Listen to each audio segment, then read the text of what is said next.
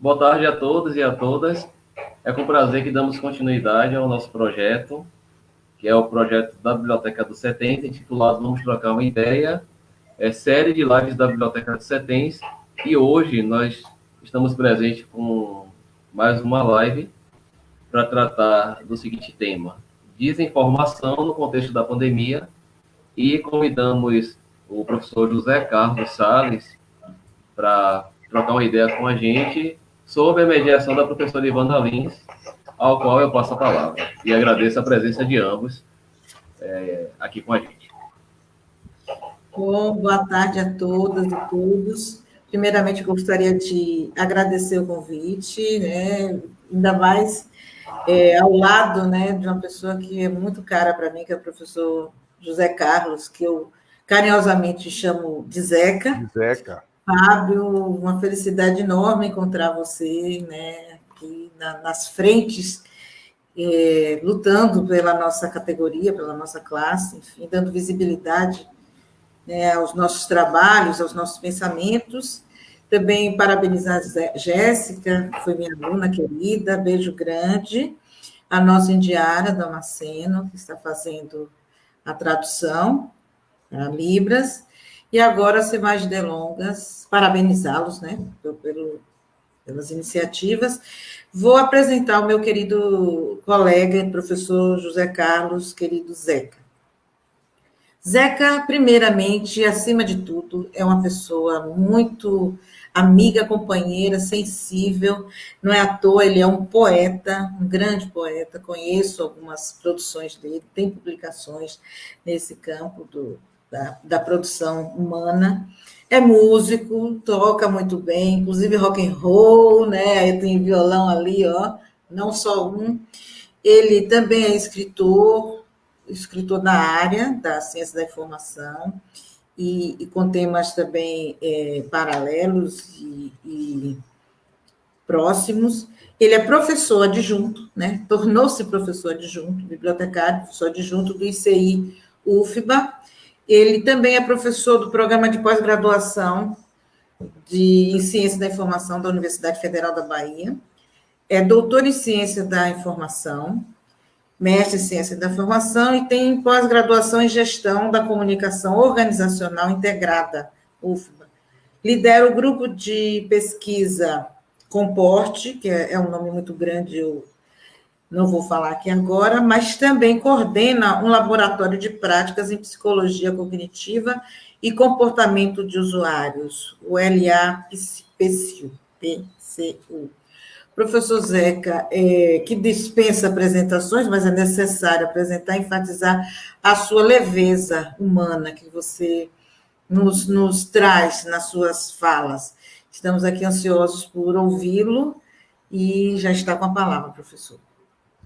Então, muito boa tarde à professora Ivana, as belíssimas palavras, eu fico muito feliz de estar contigo novamente, em outro momento, em outra live, para discutir uma temática que não é muito interessante, não é muito cara em relação à desinformação diante dessa pandemia.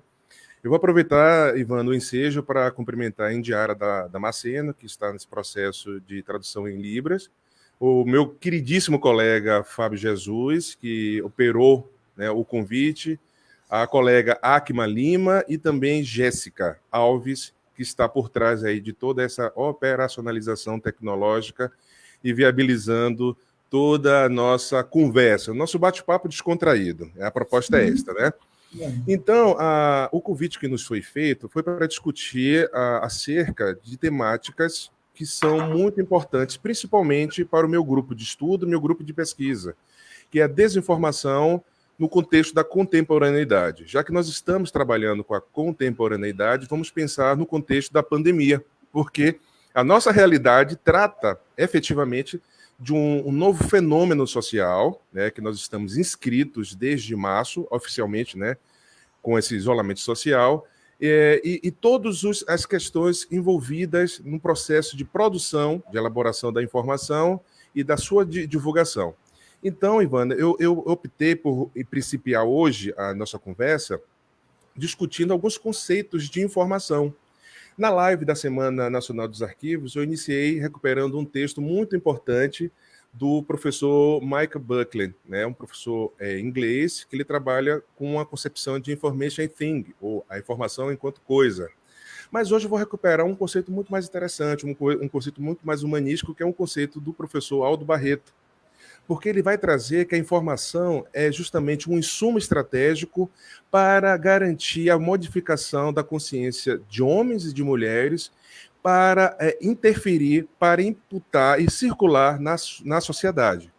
Então, como nós temos uma prerrogativa básica de que a informação ela parte de um dado, e esse dado se constitui matéria-prima, sem o devido contextualização, o devido significado, então nós temos aí uma representação desprovida de qualquer sentido, mas que precisa de um sujeito cognoscente. O que significaria esse sujeito cognoscente? O sujeito que pensa, o sujeito que vai adiante, o sujeito que imputa significado a algo que é observado.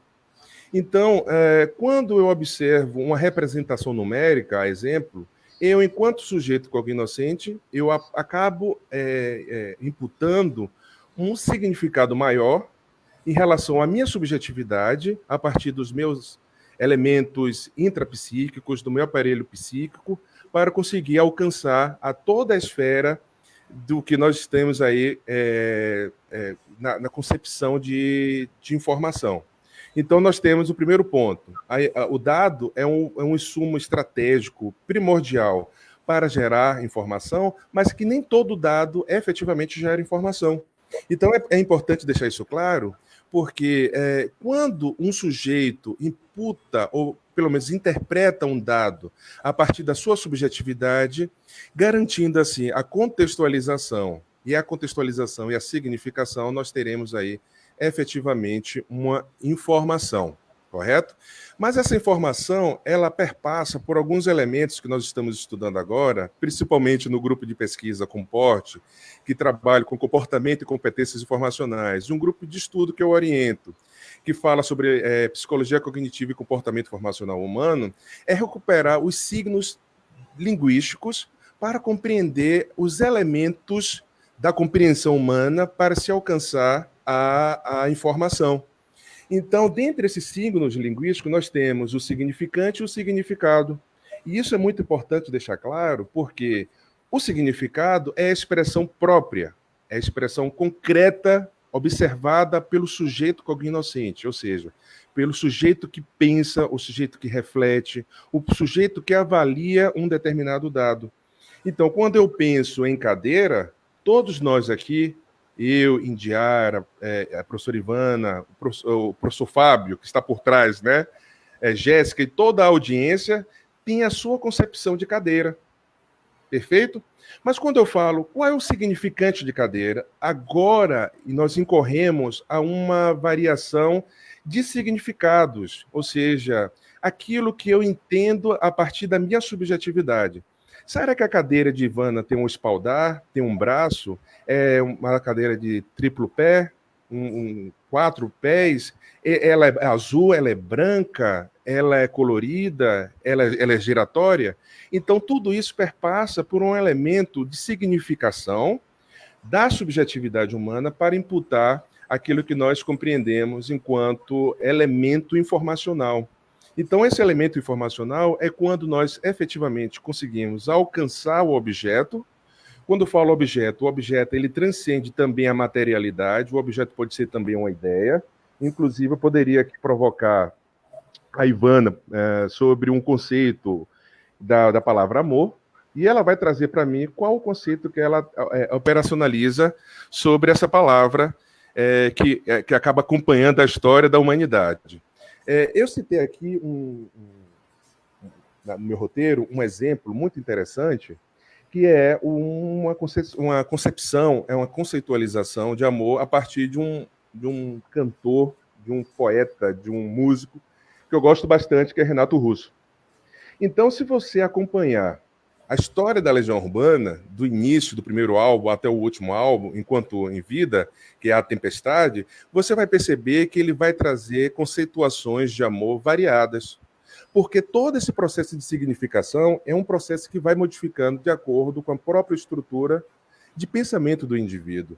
Então, eu garanto esse processo de elaboração, de reelaboração intrapsíquica, a partir da minha história, enquanto uma concepção ontogenética, e quem fala muito bem sobre isso, novamente, já vou citar os livros, é o Vygotsky, na formação social da mente, e Vygotsky em pensamento e linguagem. Ou seja, na minha perspectiva ontogenética, ou seja, a minha trajetória enquanto indivíduo, enquanto sujeito, as concepções podem se modificar e a atenção imputada à informação ou a compreensão de informação, ela poderá também ser alterada de acordo com as conveniências, com as experiências que os sujeitos têm, de acordo com as novas leituras de mundo, de acordo com Paulo Freire, ou de acordo com a leitura de livros, como nós estudamos nas escolas, na faculdade, em outros espaços, em outros campos de atuação. Eu lembro perfeitamente que nos primeiros álbuns, só para reforçar essa ideia de significante e significado, para ajudar essa compreensão de informação, conceitual da informação, no início, as músicas de Renato Russo todas estavam pautadas no acreditar do amor. Ele acreditava no amor. Né? Então, quando você aprende a amar, o mundo passa a ser seu. Olha que coisa belíssima. Então, ele acreditava que esse amor, na compreensão informacional, dentro de uma estrutura intrapsíquica e subjetiva, ele fala que tudo é possível a partir do amor. Mas já no último álbum, A Tempestade, já que ele já estava acometido pela AIDS, né? Ele foi um dos últimos artistas brasileiros a morrer de AIDS, em 1996, e ele já fala numa música muito triste chamada Longe do Seu Lado, que ele fala o seguinte: se o amor fosse realmente um bálsamo, o mundo não pareceria tão equivocado. Te dou carinho, respeito e afago, mas entenda, eu não estou apaixonado. Ele já fala assim: bom, eu apostei no amor enquanto compreensão, né, de uma estrutura ontogenética, e quem fala isso é Vygotsky, mas agora eu tenho uma compreensão do amor completamente diferente. E essa concepção que eu estou trazendo para vocês, de entender ou de amplificar essa percepção, é justamente o que nós temos de atribuir aos elementos informacionais. Então, você percebe que no início ele tem uma concepção do amor, e logo ao final da carreira, quando ele é até desiludido, desenganado, na concepção psicológica dele, abandonado, que ninguém nunca o amou verdadeiramente durante a vida, e que agora ele prefere morrer sozinho no quarto. Então, essas concepções vão mudando de acordo com as experiências indicadas por aquele indivíduo, correto? Então, nessa perspectiva, professora Ivana, nós temos um outro conceito que eu gostaria de utilizar aqui com vocês, que é um conceito de arte conceitual. Aí vale até um pleonasmo, o conceito de arte conceitual, né? Acaba sendo um eco. O conceito de arte conceitual é quando esse conceito, que eu acabo imputando como caracterizações de ideias ou de objeto, eu falei de ideia, um amor, objeto, cadeira, né? Supera o objeto artístico. Numa última live, eu citei aqui um exemplo de um artista que eu gosto bastante, Marcel Duchamp, que ele utiliza uma privada, que na verdade esse objeto se chama a fonte, como objeto artístico, e ele fala: a partir desse momento nós não temos mais uma privada, enquanto significado, porque nós conhecemos a privada. Agora nós temos um objeto de fruição artística, agora nós temos um significante, porque a partir daquilo que eu conheço, eu vou ampliar a minha concepção na estrutura significante, e a partir dessa estrutura significante, eu vou avançar nas minhas concepções do que é significado, privada, a concretude, nós todos o conhecemos, existem uma miríade de privadas coloridas, privadas preto e branca, com flores, com borboleta embutida, não embutida, privadas no chão, e nós temos um significante que é justamente, de acordo com Marcel Duchamp, nessa privada que está exposta no Museu dos Independentes de Nova York, fala, agora é um objeto artístico. Tudo isso para explicar a percepção que nós temos de que dado potencialmente gera uma informação, porque nem todo dado gera uma informação, mas que precisa de um sujeito para contextualizá-lo e significá-lo, gera uma informação em potencial, e essa informação vai gerar novos conhecimentos também na estrutura da potencialidade. Porque nem toda informação vai gerar efetivamente um conhecimento. Percebeu? Então, eu acesso uma informação, atribuo um significado, que antes era um dado, e a partir da atribuição do significado, eu vou reelaborar aquilo que eu tenho de estrutura básica na minha parte de pensamento, na minha concepção de pensamento. Então, o meu conhecimento prévio, ele é fundamental, e quem fala muito bem sobre isso é o David Ezerbel, que é um psicólogo norte-americano, que são estruturas subsunsoras para se estabelecer novos conhecimentos. Você levantou a canetinha? Levantei. Eu queria, em cima dessa questão, né, já que a gente tem essa liberdade, claro, nessa live, né, de poder interromper, para poder, talvez, ampliar, né, a compreensão, me ocorreu, enquanto você estava falando, que essa desinformação contemporânea, esse modelo que a gente vive de uma comunicação extrema, explosiva, né, tsunâmica, e que a gente tem pouco tempo de dar conta de tudo que a gente recebe, existe também um contexto, né, dessa desinformação que muitas vezes a gente pode chamar de notícias falsas. E aí me ocorreu que nesse modelo contemporâneo de muita informação cada vez mais, e a gente tendo necessidade de acompanhar, o papel, né, é saber, nós podemos saber o que é um dado, né, diante de um dado, a gente perceber se a gente pode interagir como sujeito cognoscente, interagir com ele, de transformá-lo em conhecimento e eu absorver isso como informação para a minha vida. Mas a gente sabe que a gente vive num país, né, numa sociedade extremamente desigual, distante, com extremas diferenças. E aí eu pergunto a você, né, o que você consegue perceber, assim, dentro da nossa formação, que somos os profissionais da informação, mais do que nós não somos os profissionais da comunicação, né? Nós somos os da informação. A gente vai estudar esses fenômenos. Você trouxe a base da discussão desses fenômenos, dado, informação, conhecimento.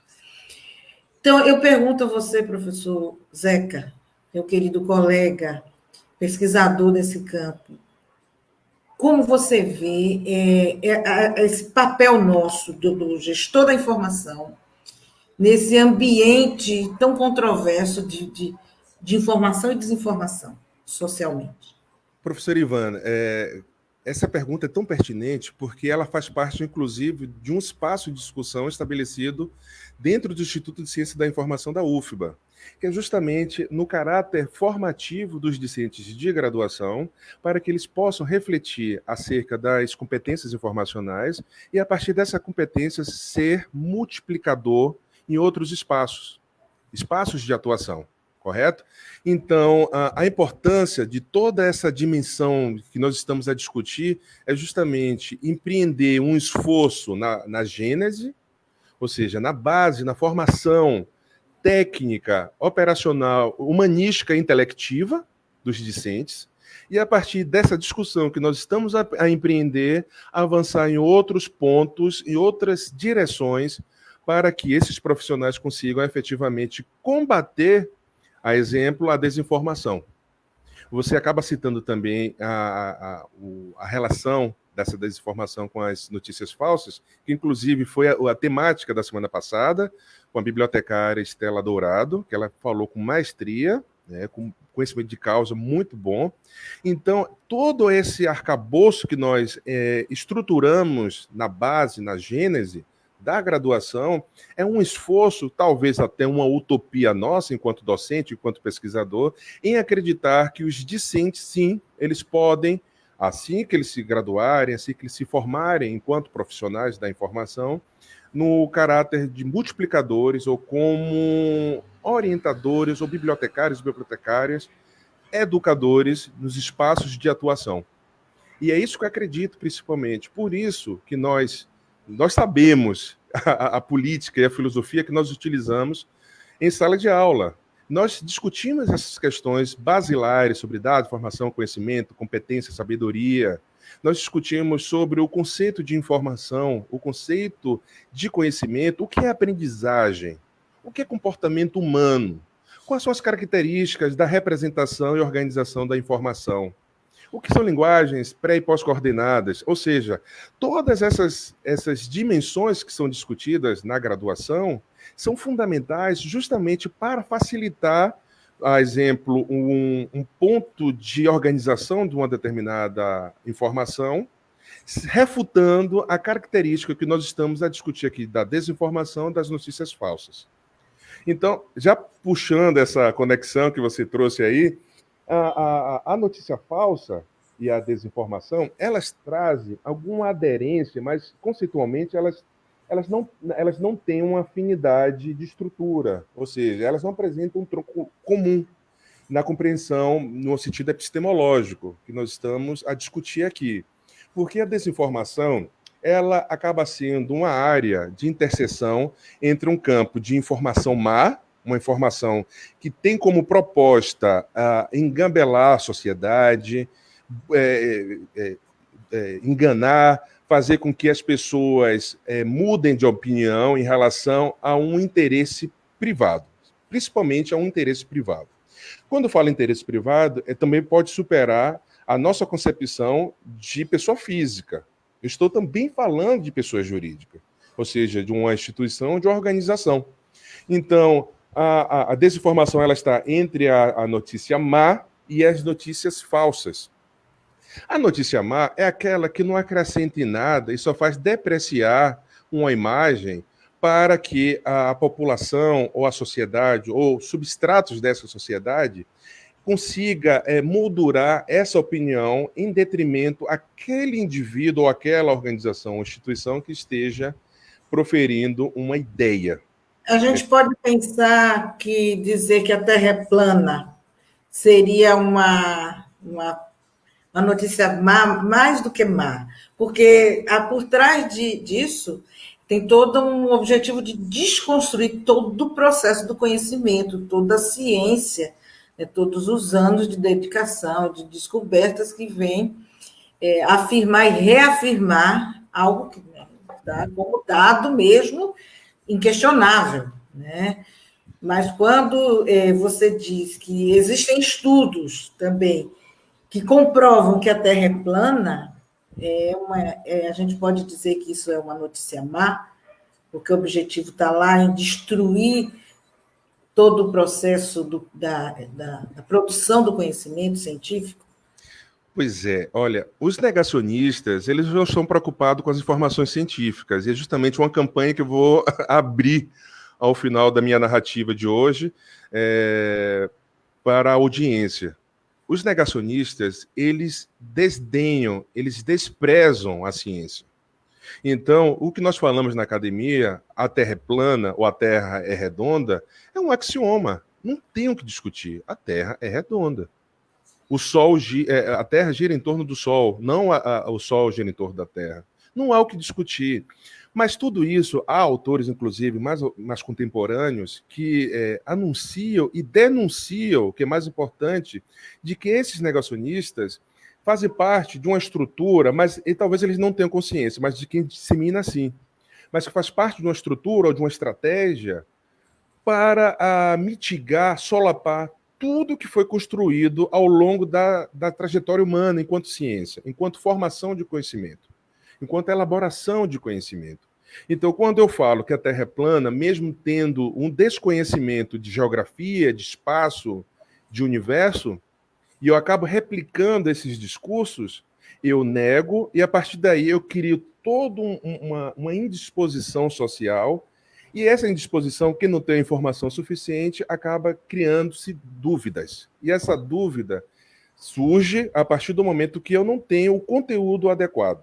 Cabe agora, sim, a todas as pessoas que se dedicam à ciência, que se debruçam e que orienta toda a sua vida à produção de uma informação pontual, factual, para que nós consigamos efetivamente mostrar.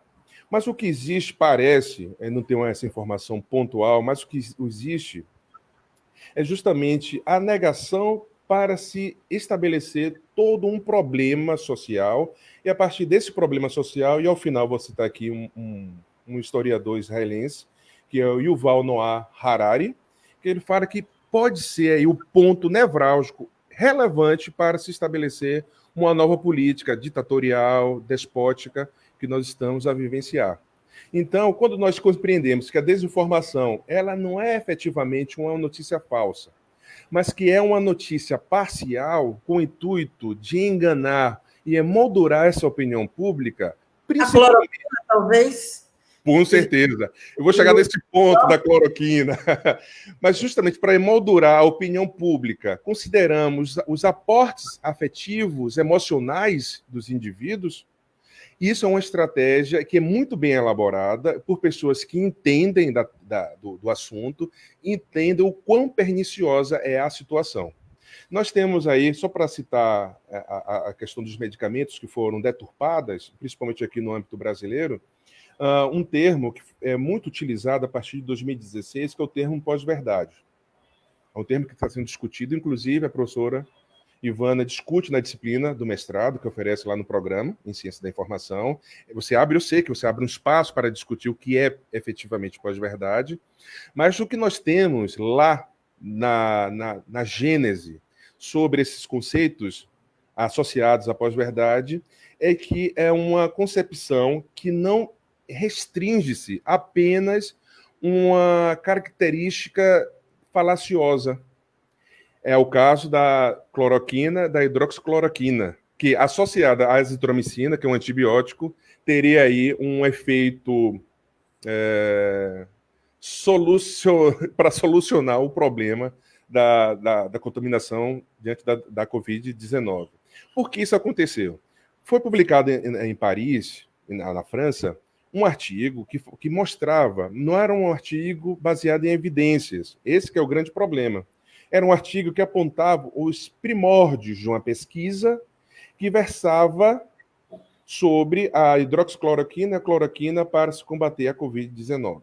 Então, como há uma conveniência política, principalmente a promoção dessa imagem diante de um mundo, o presidente do Brasil, ele adota essa informação, que é uma informação parcial, ela não é totalmente enganosa à época, não era totalmente enganosa, e ele fala que esta sim será todo o esteio, ou toda a panaceia para se solucionar o problema da Covid-19, principalmente aqui no Brasil. Mas pesquisas a posteriori demonstraram que a hidroxicloroquina e a cloroquina, ou seja, que são medicamentos orientados ao lúpus, artrite reumatoide e à malária, eles não têm uma evidência científica de que poderia ter uma estrutura maior medicamentosa, farmacológica, para superar essa Covid-19. Então, o que houve, na verdade? Várias pessoas passaram muito mais pelos sintomas negativos, algumas chegaram, inclusive, a falecer, a morrer, e nessa história tem um médico que se automedicou com a hidroxicloroquina, porque todas as consequências, todos os efeitos colaterais, eles acabam implicando numa refutabilidade em relação àquilo que efetivamente esses dois medicamentos, que na verdade uma consequência, um em relação ao outro, um é cloroquina, o outro tem um hidroxi, para a solução. Então, a Organização Mundial de Saúde, inclusive, interveio em relação a esta atitude e, recentemente, acho que tem 2 semanas, emitiram uma nota falando assim, suspende todas as possibilidades de tratamento com a hidroxicloroquina e a cloroquina, porque esses medicamentos eles não são eficazes em relação ao tratamento da Covid-19. Então, tudo isso foi recrudescido. O presidente insiste ainda de que esses medicamentos são essenciais para o tratamento, inclusive comprou milhões e milhões de comprimidos, que é uma bomba relógio, que ninguém sabe o que... Eu ia falar Ministério da Saúde, porque nós não temos ainda, né, um ministro da Saúde. Então, é uma bomba que o futuro ministro da Saúde, que há quase um mês e meio não existe dentro do país, vai ter de resolver, porque a hidroxicloroquina não resolve o problema da Covid. E assim, nós temos algumas dimensões que foram discutidas que são essenciais à nossa conversa que nós estamos a estabelecer hoje. A desinformação existe, sim, a característica da desinformação. A pós-verdade existe, porque muitos negacionistas e muitas pessoas que lançaram mão desses medicamentos que eu citei, eles precisam acreditar em alguma saída farmacológica para arrefecer ou para aliviar as suas angústias. Porque viver é uma dimensão angustiante. Todos nós sabemos disso. Viver é angustiante. E acreditar que tudo isso é uma estrutura política para se promover e para atingir um determinado substrato da sociedade, que hoje é mínimo, mas muitos autores da ciência política afirmam que, apesar de mínimos, eles são ruidosos, eles gritam em relação a toda essa estrutura social. Nós temos aí que pensar numa concepção maior e científica. E justamente esse apelo que eu faço em relação à ciência. A ciência é fundamental para toda essa estrutura, professor Ivana. Professor José Carlos, eu sei que você ainda tem muito o que falar, né?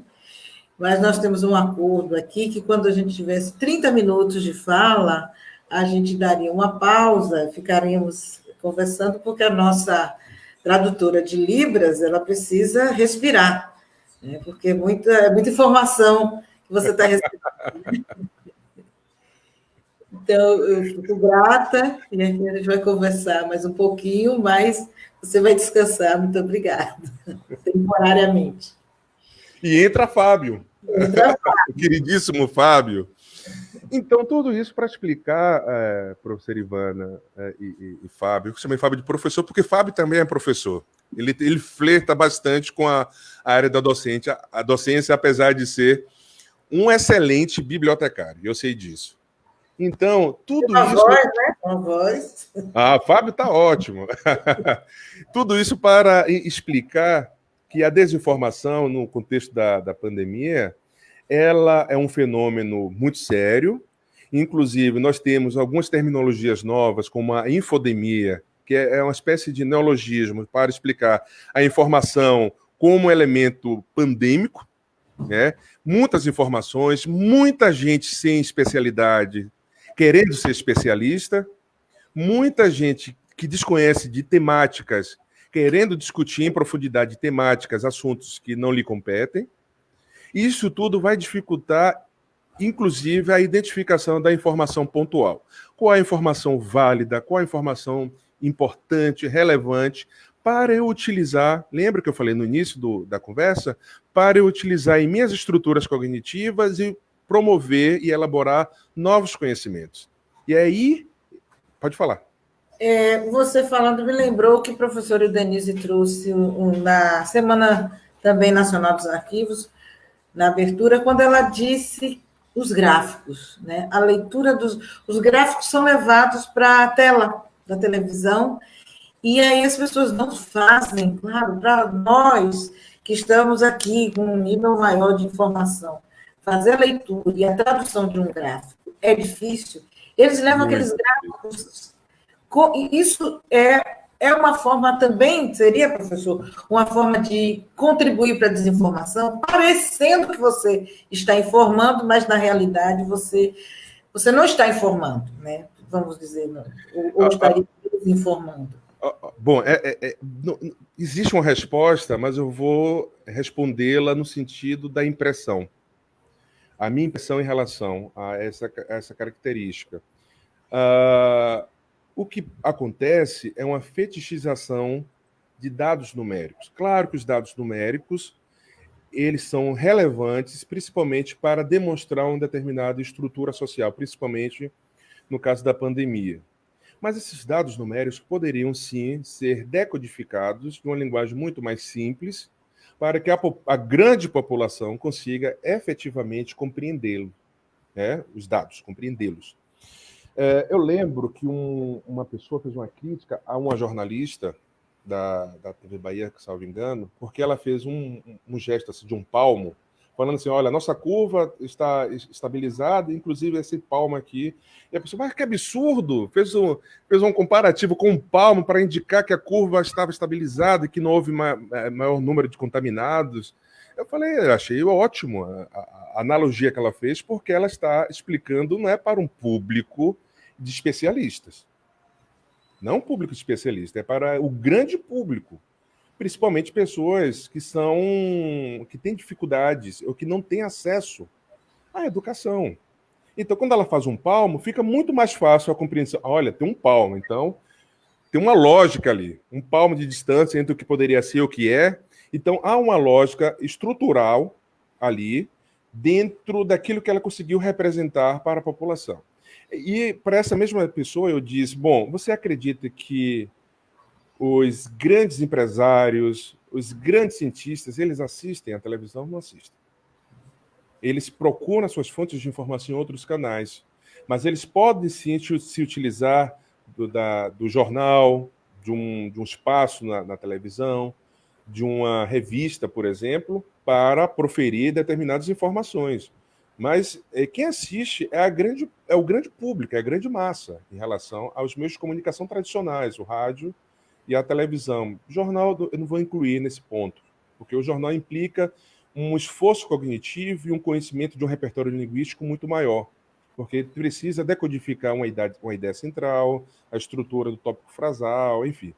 Então, a televisão você vê a questão estética do audiovisual, no rádio você consegue estruturar aquilo que nós temos enquanto aparelho auditivo para compreender uma determinada relação. Mas isso parece também, professora Ivana, que é uma estrutura, ou mesmo uma cultura brasileira positivista, de que tudo que precisa ser legitimado, anunciado enquanto informação verídica, precisa perpassar por informações que efetivamente podem implicar em uma desinformação e um desconhecimento. Então, tudo isso para explicar o que nós entendemos de desinformação, que pode implicar, que pode revelar uma característica de informações não pontuais, né, mas que traz consigo uma ideia maliciosa para depreciar um determinado grupo, ou uma determinada instituição, ou uma pessoa.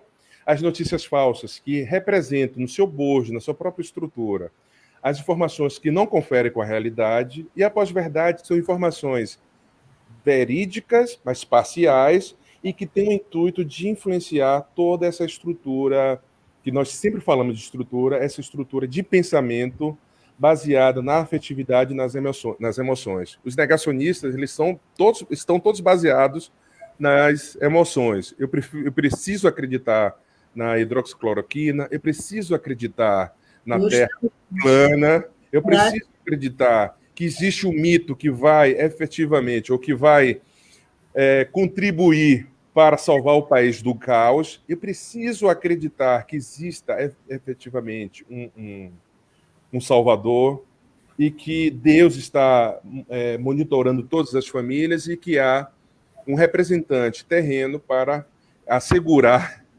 essa característica de observação.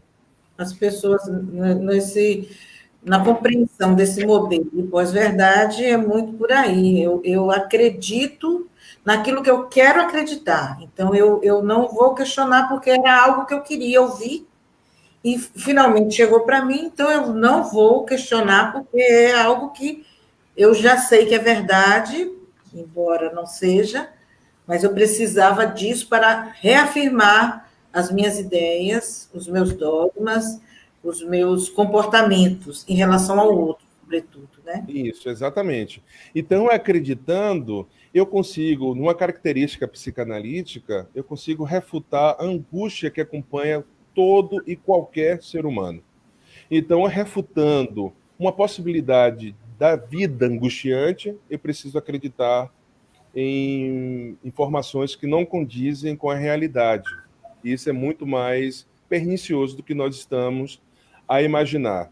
Então, eu penso, professor Ivana, o meu queridíssimo amigo Fábio, eu penso que os cientistas no sentido amplo, no sentido lato, eles têm sim um papel fundamental, um papel crucial para refutar e para combater os elementos associados à desinformação. A desinformação, as notícias falsas e o que é mais complexo, inclusive um artigo que foi publicado por mim e por Wagner Marcelo e Fabiana Costa, eu sempre cito esse artigo, porque foi um dos últimos artigos nossos, que é o desafio que é refutar o que nós entendemos enquanto pós-verdade. Eu queria pedir licença à professora Ivana, né, que está mediando a live. Eu não sei se a professora está acompanhando as questões. Eu estou vendo, tem pelo menos 3 aqui. Mas você pode fazer as perguntas. Então, eu vou preferir fechar essa parte. Ficarmos juntos, né? Se vocês concordarem, eu fecho essa parte, a gente parte para as considerações, os comentários, as provocações que são importantes. Certo. Então, a professora pode fazer essas questões sem problema. Era só para pontuar mesmo, porque como a gente está aqui em outro aplicativo, né, às vezes não está observando os comentários chegando lá no Facebook. Tem sim. Então, assim, eu gostaria de fechar essa parte, pelo menos, para nós adentrarmos nas provocações. Essa é um trecho de uma entrevista que esse historiador que eu acabei citando outrora, né, que é o Yuval Noah Harari, que é um historiador israelense, que publicou alguns livros de sucesso, como Homo Sapiens e Homo Deus, que ele fala sobre justamente a trajetória humana na perspectiva histórica. Ele também cria no Homo Deus uma perspectiva, ou seja, apontamentos sobre o futuro da humanidade. Essa entrevista ele concedeu a um jornal alemão chamado Deutsche Welle, e ele começa o seguinte: acho que o maior perigo não é o vírus em si. A humanidade tem todo o conhecimento e as ferramentas tecnológicas para vencê-lo. O problema realmente grande são nossos demônios interiores, nosso próprio ódio, ganância e ignorância. Temo que não se esteja reagindo à crise com solidariedade global, mas com ódio, colocando a culpa em outros países, em minorias étnicas e religiosas. Ele continua: espero que consigamos desenvolver nossa compaixão e não nosso ódio, e reagir com solidariedade global, desenvolvendo nossa generosidade de ajudar os necessitados. E que desenvolvamos nossa capacidade de discernir a verdade, em vez de acreditar em todas as nossas teorias da conspiração. Se fizermos isso, não tenho dúvida que conseguiremos superar facilmente a crise. Se não tomarmos cuidado, a pandemia pode ser um marco na história da vigilância pública. Aí ele continua mais ainda. Mas como ser cuidadoso com algo que está fora do nosso controle? Aí ele mesmo já anuncia uma possível resposta. Não está completamente fora do seu controle, pelo menos não numa democracia. Você vota em determinados políticos e partidos que determinam as políticas. Portanto, tem algum controle sobre o sistema político. Mesmo que não haja eleições agora, os políticos ainda reagem à pressão pública. Se o público está aterrorizado e quer que um líder forte assuma, isso torna muito mais fácil um ditador fazer exatamente isso, assumir o poder. Se, ao contrário, houver reação do público quando um político for longe demais, podemos evitar que os desdobramentos mais perigosos aconteçam. é muito apropriada à realidade brasileira. Muito apropriada. Então, fiquemos atentos a, inclusive, um site, perdão, caiu aqui o papel, há um site que o meu orientando do mestrado, que é o Wagner Marcelo, ele me passou agora, e é uma informação quentíssima, eu consegui acessar rapidamente, sobre um site da Organização das Nações Unidas que foi criado com o intuito de combater todas as, ou pelo menos a grande parte, né? Ou grande parte das desinformações que são disseminadas pelas redes sociais. O nome do site é www, eu posso até disponibilizar aqui a posteriori, compartilheverificado.com.br. Eu acessei, tem diversas informações brasileiras e a escala mundial para que a população possa analisar as informações que são disseminadas, principalmente nas redes sociais, para entender se procede ou não procede diante da concepção que nós temos da desinformação. Então, sensacional, é de sacudir a gente, né? Chamar para a responsabilidade, né? Esse pensamento. Professor Zeca, querido Zeca, temos algumas questões aqui, e eu vou começar, primeiro com uma reflexão, não é bem uma pergunta, mas depois eu vou trazer algumas perguntas. Fabiana Batista, ela diz assim, existem estratégias para combater a desinformação na contemporaneidade, principalmente no contexto da pandemia, onde as pessoas estão recebendo informações em maior volume e desencontradas. Ela pergunta, possivelmente a imprensa. Repita aí a pergunta. Eu não entendi a pergunta. Repita aí, por favor. Professor. Repita aí a pergunta, não entendi. Ela afirma que existem estratégias para combater a desinformação na contemporaneidade, principalmente no contexto da pandemia, onde as pessoas estão recebendo informações em maior volume e desencontradas. Qual lugar na sua vida? Isso aí precisaria de pesquisa, mas eu posso anunciar, como é uma conversa tranquila, né, sem a fundamentação científica, tem alguns indícios, tem artigos que apresentam indícios. Redes sociais. Todos nós temos celulares.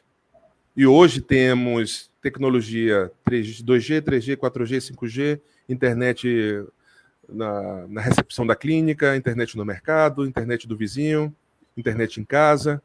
Então, há artigos que versam sobre essa temática que anunciam que as redes sociais elas acabam sendo um espaço tecnológico para o recebimento e o compartilhamento de informações que não procedem.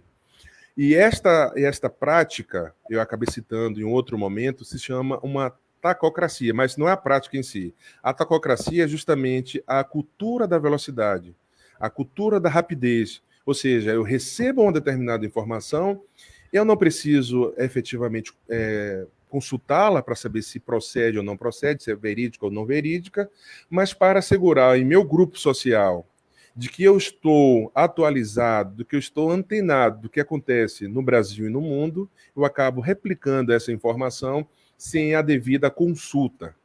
Então, esta prática acaba sendo uma prática perniciosa, que pode levar, inclusive, à morte de pessoas, a ruir impérios, né?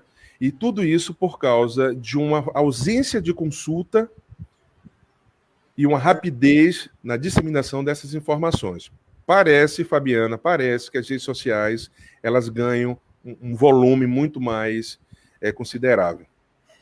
Nesse sentido, Zeca, Vigo Marcelo, ele diz o seguinte, já existem diversos sites, inclusive brasileiros, baseados no fact-checking, além de grandes empresas como Google e Facebook, para atuarem no rastreando, né? Por aí. Tem alguma coisa a comentar? Vigo é o meu orientando, Wagner Marcelo. Ele é da área de tecnologia, ele tem se interessado bastante pela temática. Inclusive, nós publicamos esse artigo que eu acabei de citá-lo. É verdade, sim. Já que há um movimento, principalmente um movimento institucional, é porque esse processo de produção de informações improcedentes ou da desinformação é um processo pernicioso.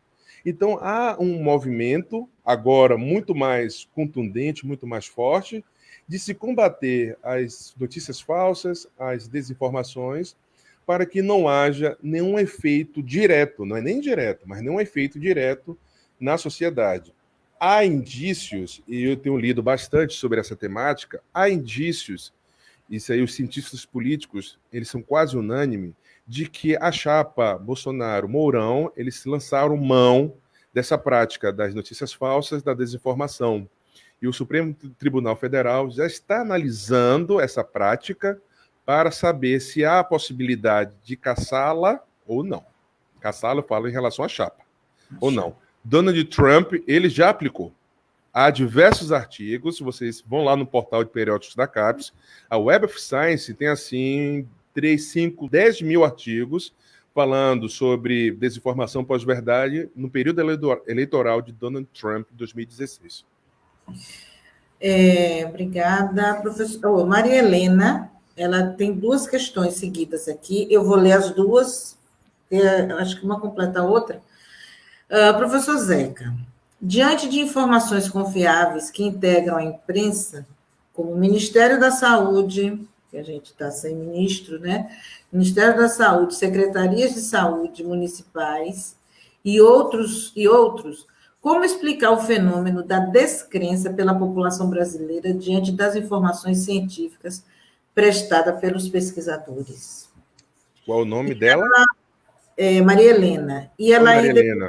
Depois ela vai dizer assim: levando em consideração o fato de que a informação massiva pode gerar crises de ansiedade ou pânico nesse período pandêmico, até que ponto é saudável estar acompanhando os números, principalmente considerando o cenário brasileiro, em que a naturalização das mortes é tão crescente quanto o número das mesmas? Então, ela traz lá Maria Helena trouxe 2 questões essenciais, que são questões complexas, mas muito boas. Maria Helena, a primeira questão que você levanta sobre a descrença da população em relação às informações científicas, eu consigo, nesse momento, associar a uma pesquisa que eu realizei em 2008 a 2011, sobre os critérios de participação política, ou seja, a população enquanto interessada no processo de participação da coisa pública, da res pública. A resposta que nós conseguimos obter com essa pesquisa é de que a população estava em descrença devido à ideia de representação. Nós estamos diante de uma democracia representativa, então a população, pelo menos aquelas que foram investigadas, na pesquisa empreendida por mim, mas também em pesquisas executadas, realizadas na Faculdade de Comunicação com o professor Wilson Gomes, na Faculdade de Comunicação da Universidade Federal de Minas Gerais, é a noção de que eu, enquanto sujeito não participante, eu passo também a compor um sujeito não crente em relação àquilo que eu não participo. Então, se eu não participo, essa é uma crítica, inclusive, que nós, professores, estabelecemos e lutamos diariamente para abrir, inclusive o nosso reitor tem essa campanha belíssima de abrir a universidade à comunidade, fazer com que a comunidade perceba que a universidade é dela, e não apenas de um extrato da população que tradicionalmente ocupa essas carteiras. Então, eu poderia associar, não seria uma resposta, mas uma associação, de que, já que eu não faço parte de uma estrutura de produção do conhecimento científico, por que acreditá-lo? E o conhecimento científico também ele traz consigo toda uma estrutura estilística, quando falo estilística, da escrita, que dificulta muitas vezes a compreensão. Durante o meu doutorado, eu tive a sorte de ser orientado pela professora Aida Varela, que hoje é aposentada, e ela, na metade do curso, acho que 2 anos e meio após o ingresso ao doutorado, ela falou assim: Zeca, o desafio da escrita é escrever de assuntos sérios de maneira simples. Se você conseguir escrever assuntos sérios de maneira simples, você consegue atingir o maior número de pessoas, o maior número de pares, o maior número da população. Então, assim, quando eu percebo que nós, professores, conseguimos decodificar discursos que são complexos, o discurso científico é complexo, mas nós conseguimos decodificá-lo para torná-lo de uma maneira mais palatável em relação à população, né? Ou seja, uma resposta à população. Então, esse é um processo de sensação, olha o que eu estou falando, de sensação, partícipe daquela produção científica. Recentemente, orientei uma mestranda, Daniela Almeida. Ela fez um estudo numa comunidade em um estado de vulnerabilidade social, um ambiente muito violento. Por sinal, ela teve dificuldades várias em relação ao acesso à comunidade, e ela conseguiu defender a dissertação dela sobre os projetos de extensão em comunidades em estado de vulnerabilidade social, ou seja, estado de violência maciça e evidente. Ao final da dissertação, e logo na banca, eu falei, olha, essa dissertação não ficará apenas no repositório ou na sua gaveta lá da sua casa. Você agora vai ter de elaborar um projeto para dar uma devolutiva à população, e não só à comunidade, não, vai abrir o espaço para todos, para implicar assuntos relacionados a projeto de extensão em comunidade. Então, essa é uma devolutiva para mostrar àquela população que ela também faz parte da universidade. Inclusive, a universidade só existe por causa da sociedade, da comunidade. E outro ponto que Maria Helena cita é justamente essa infodemia, essa hiperinformação sobre um determinado assunto. Eu falei aqui agora instantes sobre o caráter pernicioso de assuntos. Eu, por exemplo, eu moro só, desde o início da pandemia, eu assistia, acho que 2, 3 dias direto, eu entrei num processo de ansiedade muito grave. Então eu falei assim, bom, eu vou anular esse acompanhamento midiático, porque existe uma estrutura por trás, que é uma estrutura de venda, de espaços de propaganda, de publicidade. Então precisa ter uma audiência para tal, e que aquelas informações não me trazem como é que posso dizer, uma sedimentação em relação à compreensão do fato da Covid-19. Então, o que eu faço? Eu pesquiso, não todos os dias, mas em alguns sites. Tem um site muito interessante que é chamado The Good News Coronavírus, que só fala de notícias boas relativas a coronavírus, porque ele faz uma compilação de diversos sites, isso é bem interessante. E eu também pesquiso em fontes de informação internacionais. O Ministério da Saúde pesquiso muito pouco, e quando nós vislumbramos que há 3 semanas, talvez há um mês, nós havíamos chegado a uma marca de 5.000 mortes pela Covid, e que houve toda uma polêmica que nós tínhamos alcançado, superado a marca de mortes da China, e hoje nós temos 50.000 mortes, né? E diante de um governo que é inoperante e que pouco se preocupa, diante de tantas dimensões, de tantas discussões políticas sobre corrupção, sobre encontrar ou não encontrar um determinado personagem da rachadinha, de gabinetes da LERJ, ou sobre os militantes que circulam armas e que fazem toda uma movimentação na internet ou na vida real. Então, há sim todo um processo de angústia, de ansiedade e desenvolvimento da síndrome do pânico. Isso é comum, tanto que eu criei em minha página, eu vou disponibilizar aqui também para vocês, no meu site, uma página sobre as notícias boas, justamente para facilitar a compreensão e de que, tomando todos os cuidados, usando a máscara, lavando a mão constantemente, usando álcool em gel, evitando aglomerações ou contato próximo na fila do pão ou na fila da farmácia, tudo isso vai fazer com que a gente tenha essa informação, perceba diariamente que a adoção desses procedimentos são fundamentais para que nós possamos combater a Covid-19 no âmbito nacional, no âmbito brasileiro.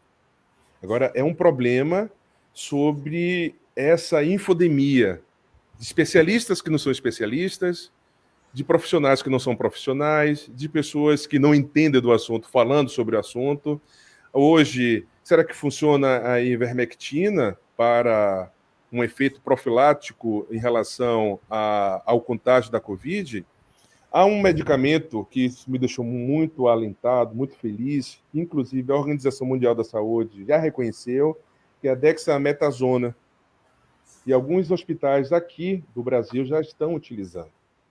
Então, agora, a dexametasona só pode ser utilizada, obviamente, no âmbito do hospital e para aqueles pacientes que estão entubados no último estágio, uma inflamação avançada, e isso seria improvável fazer um tratamento domiciliar, né? Então, há uma eficácia, há uma comprovação científica, olha novamente a ciência, há uma comprovação científica de que esse medicamento traz uma eficácia de acima de 80% aos pacientes que já estão em um estágio avançado da infecção causada pela tempestade chamada tempestade de citocina. Bem, professor, já estamos com 1 hora de live, devemos caminhar agora para as suas considerações finais. Eu sei que ainda tem, assim, algumas questões, mas eu posso trazer essa última aqui de Roberto Ferreira, mas você sabendo, né, que a gente já está realmente caminhando para o final, seja breve, por favor, na resposta. E eu vou fazer a pergunta do Roberto Ferreira. Professor Zeca, todo meio de comunicação é um meio de manipulação? E agora, com o agravante ser também um meio de desinformação? Com o agravante de ser também, né, um meio de desinformação? Bom, Roberto, eu vou falar que o Roberto Ferreira é meu bolsista de iniciação científica. Ele foi agora selecionado. Roberto, toda comunicação é convencimento. Todo processo comunicacional é convencimento. Então, eu estruturo uma narrativa para uma audiência com o intuito de convencê-los. Óbvio que teremos aí a contrapartida. O contraponto. É aí que nós estabelecemos uma discussão e ampliamos a compreensão de um determinado assunto. Eu estou propondo aqui a minha visão. Ou eu tento ampliar ao máximo a minha visão relativa a esse assunto. Então, toda a comunicação é convencimento. Se é convencimento, eu posso utilizar esse convencimento para ludibriar, para enganar, para cooptar as pessoas. Isso vai depender da intenção. A minha intenção é que não é cooptar ninguém, nem enganar ninguém, mas ampliar esse debate para eu aprender e vocês também refletirem sobre um determinado tema. E a segunda pergunta? A provocação, na verdade é provocação. Com agravante, ser também um meio de desinformação? Agravante? Não entendi. Agravante, meio de desinformação? Olha, porque ele pergunta assim, se todo meio ele é manipulado, né? A informação ela pode ser manipulada. E agora, e assim, né? A gente vivendo esse momento, isso também pode ser um uso para desinformar? Sim. Que você já disse, né? Sim, como a desinformação pode ser uma intenção de cooptar alguém? Sim. Isso acontece muito. A gente está tratando isso como algo, claro, que a gente está vivendo esse cenário complicado, inesperado e nunca planejado. Então, várias questões elas vêm à tona, mas a gente não pode perder de vista que desinformação, manipulação da informação, utilização dos meios de comunicação com intenções não tão saudáveis, isso não é pouco, isso é inerente ao ser humano, ao sujeito, né? A pessoa humana. Só que, claro, está muito mais evidente, é muito mais fácil possível da gente questionar e o nosso questionamento chegar muito mais rapidamente aos locais onde a gente pretende que as pessoas saibam que a gente também não é bobo, né? A gente também está percebendo. Outrora, não, só poderia ser nas ruas, só poderia ser a gente contava com poucos mecanismos ou ferramentas de comunicação para poder expressar nosso descontentamento ou querer contrapor informações. Agora, a gente tem os mesmos meios, né? Quando a gente está falando de informação em meio virtual, a gente tem os mesmos, o WhatsApp é para todo mundo, o Facebook é para todo mundo, o Twitter, a não ser quando a pessoa ela é censurada, né? Já fica, não é mais para ela, né? Falo besteira demais. Mas, professor Zeca, eu queria só que, encerrando nossa conversa, viu, Indiara, querida, eu queria deixar uma reflexão, e eu sei que você vai ter uma outra palavrinha, mas eu queria trazer essa reflexão. Nós estamos isolados, né? Estamos, de certo modo, o mundo todo, mesmo lentamente, alguns países saindo, nós estamos isolados. Mas nunca estivemos tão conectados. Eu queria que você comentasse essa afirmativa aqui. Essa aí é a cara de uma tese, né? É um grande desafio essa resposta. Sim, hoje nós estamos muito mais conectados, mas eu ainda não entraria na seara da conectividade qualitativa. Eu não tenho certeza ainda sobre essa conectividade qualitativa. Muitas vezes nós temos um mini curso, um grupo de pesquisa, um grupo de estudo, uma reunião de amigos, talvez tenhamos aí 50, 100 pessoas conectadas no mesmo ambiente, na mesma plataforma, mas será que nós estamos efetivamente conectados? Essa é a grande dúvida. Será que todas essas questões associadas às inflexões da linguagem, do contato, do calor, das observações, porque vocês não sabem o que estão atrás do meu computador. Pode estar um caos, ou pode estar uma cachoeira belíssima, ou pode estar uma floresta linda. Então, toda essa convivência presencial, ela não pretere uma convivência da conectividade. Mas o que nós temos hoje é a possibilidade, é o que é possível para se operacionalizar encontros, para diminuir determinadas distâncias, e que em breve, eu tenho certeza que em breve estaremos todos juntos, mas que esta nova estética também, professor Ivana, ela não será esquecida.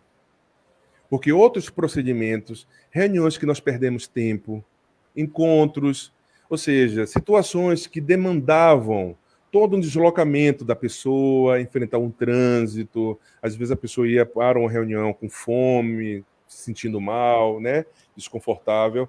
Agora será, penso, possível resolver questões, principalmente questões mais pragmáticas, no sentido à distância. Nós tivemos há 2 semanas uma experiência gratificante, belíssima, do nosso grupo de estudo, que é liderado por mim e pela professora Isabel Barreira. Então, nós nunca tivemos, na história do grupo, que começou em 2015, uma aderência tão substancial em relação à participação, em relação ao ao quantitativo, ao número de participantes. Óbvio que alguns desligam a câmera, aí vão fazer outras coisas, o que não é, talvez, por uma questão ética, permitido, autorizado sempre é, mas o que não é permitido no contato presencial.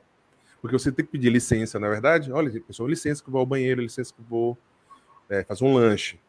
Mas, assim, um contato à distância, os encontros à distância, permite uma miríade de possibilidades que nós não havíamos aventado em outros momentos. Então, nós não tínhamos pensado ou refletido em outras circunstâncias. Óbvio que traz suas vantagens.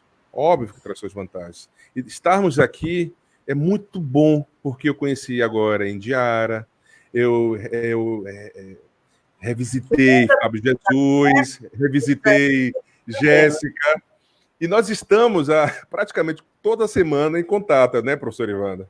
Tudo isso só é possível por causa das dimensões tecnológicas, das plataformas, né? Mas, particularmente, eu não vou estabelecer um preterir do encontro presencial em detrimento ao encontro à distância. É possível, eu adoro o encontro à distância, e defenderei, inclusive pós-pandemia, de que determinadas reuniões, determinadas atividades poderão ser feitas à distância. Ao invés de você tomar um banho, pegar o seu carro, enfrentar um trânsito, estacionar, subir no prédio, discutir, voltar, todo um gasto de tempo, todo um gasto para resolver, talvez, uma discussão de 10, 15 minutos. Percebe? Então, são dimensões complementares, mas como você mesma disse no início da nossa conversa, como sou um humanista, eu gosto do contato, né? Eu penso que esse contato será redefinido de outras características, de outros contornos, e eu espero que quem tem o interesse de modificar ou mesmo de ampliar o seu grau de consciência em relação ao estar no mundo, o momento é agora. O momento é agora. Não adianta eu estar, como um autor falou recentemente, numa panela de pressão, colocar uma batata e querer tirar cenoura. Não tem sentido. Se eu colocou uma batata, vai retirar a batata. Não tem como discutir isso. Mas, assim, aproveitem o momento. Esse é o grande desafio. Aproveitem o momento para refletir sobre suas próprias vidas. Será que é insuportável ficar consigo mesmo? É insuportável ficar com seu esposo, com sua esposa, com sua irmã, com seu filho, com seu... Percebe? Eu conheço pessoas que moram sozinhas. Como? Ou ficar sozinhos, né? Eu conheço pessoas que moram sozinhas que não suportam ficar consigo mesmas. Então, esse é o grande momento. Por que você não gosta de ficar consigo mesmo? Né? E por que você não desenvolve outras habilidades, outras possibilidades? Por que você não dedica esse tempo ao autoconhecimento? Nós discutimos no nosso grupo de estudo sobre autoconhecimento, que é a questão da autoconsciência, para a formulação da sua subjetividade. Então, facilite esse momento para compreender o mundo enquanto uma estrutura, de novo, de Vygotsky, ontogenética do sujeito e a filogenética enquanto a humanidade. Então, pessoal, o recado é esse. Muito obrigado pela audiência. Adorei estar aqui com vocês. Coloco-me à disposição. Quem tiver interesse em descobrir maiores informações sobre o grupo de estudo ou grupo de pesquisa que coordeno e lidero, o nome do site, aí eu vou fazer uma propaganda agora. O nome do site o endereço, perdão, é www.professorjosecarlos.com, tá bom? E lá você vai encontrar tudo sobre minha vida, o blog de culinária que eu tenho, as fotografias que eu tiro, além da minha dissertação, da minha tese, do meu livro, do grupo de pesquisa, dos textos que nós discutimos, enfim. É um espaço que vocês podem utilizar, podem sugerir, vocês podem indicar conteúdos, porque é um espaço coletivo. Tem o meu nome, mas é um espaço completamente coletivo. Muito obrigado a Fábio, que está aparecendo agora, meu querido amigo. Obrigado, Indiara, queridíssima. Essa parte é muito chique, viu? Foi muito elegante tê-la conosco aqui, viu? Foi. Sinceramente, eu adorei. E, logicamente, é uma pessoa que eu amo bastante, que é a Ivana. Muito obrigado pela mediação, mas é um bate-papo, né? Não fiquei tão sozinho aqui nesse momento. Também aproveito a oportunidade para cumprimentar a Jéssica. Jéssica é uma querida. Eu espero que possamos nos rever em breve. Bom, eu agradeço, viu, Fábio? Eu queria só dar uma palavrinha, porque se todo mundo faz, se Zeca faz o jabá dele, eu vou fazer o jabá do CIB. Você viu? Por favor, sigam. Nós temos um Instagram, o CIB, que é o Sistema Universitário de Bibliotecas da Universidade Federal da Bahia.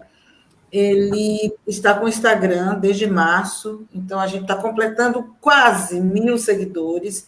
Entrem, @cib.br, ivana.ufba. Sigam no Instagram. Quando nós tivermos 1.000 seguidores, vamos fazer sorteios de livros. E aí vamos ver a logística para fazer com que os livros cheguem às mãos das pessoas. Mas a gente também traz informações bem interessantes lá. Muito obrigada, Fábio. Prazer imenso te ver bem, né, contribuindo. Jéssica, você também é maravilhosa. E essa parceria com o Zeca e Indiara aqui, a gente pode levar para outros lugares, né? Vamos, Ivana. Eu pensei nisso agora, sabia? Acho que o momento é agora.